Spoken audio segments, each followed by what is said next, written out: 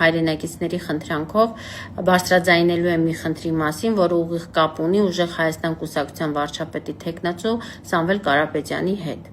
Երևի թե կհիշեք այն ճեպազրույցը, որտեղ Սամվել Կարապետյանը հայտարարեց, որ մենք բոլորս պետք է երազենք, որպեսզի նա մնա քաղաքական պայքարի մեջ։ Պարոն Սամվել Կարապետյան, մինչ ժողովրդի երազանքի մասին խոսելը, լավ կլիներ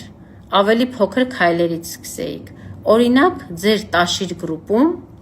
մի խումբ հայրենակիցների երազանքը իրականություն դարձնելուց։ Ես չգիտեմ, դուք իրականում տեղյակ եք այս խնդրից, որի մասին կխոսեմ, թե ոչ, բայց եթե տեղյակ չեք, դուք ունեք լավ առիթ եւ հնարավորություն տեղեկանալու համար։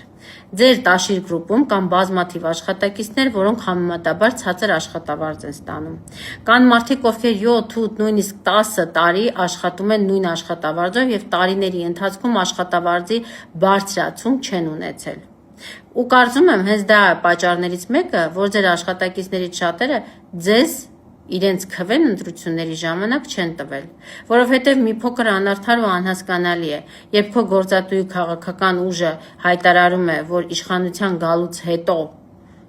Հայաստանում աղքատություն չի լինելու եւ պատրաստվում է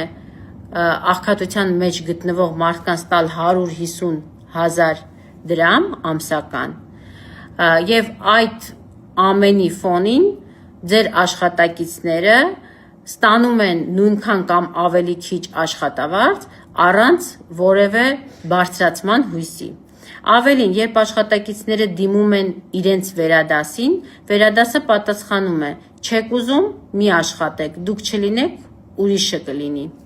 Նաև բողոքում էին, որ իրենց աշխատանքի որակով եւ նվիրվածությամբ աշխատանքին պայմանավորված չի աշխատավարձի բարձրացումը, այլ պայմանավորված է այն հանգամանքով, թե որոշ վերադասերի հետ որքան մտերմիկ անձնական հարաբերություններ ունեն աշխատակիցները։ Եթե դուք տեղյակ չեք այս իրավիճակից, խնդրում եմ,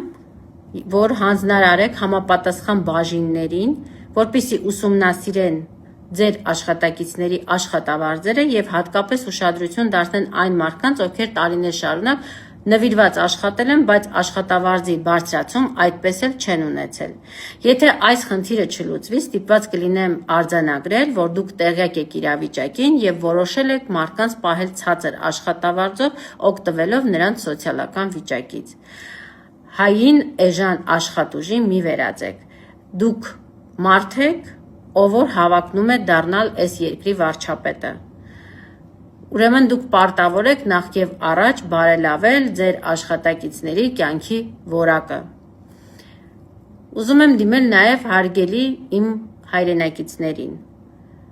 Եթե կլինեն նման խնդիրներ, խնդրեմ, կարող եք գրել, զանգել։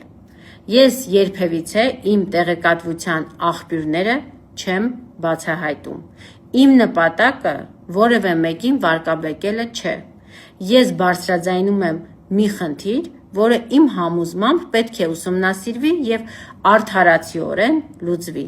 Պարոն Կարապետյան, եթե այս ամենի մասին, կրկնում եմ, իսկապես տեղյակ չեք, ապա այժմ ունեք հնարավորություն,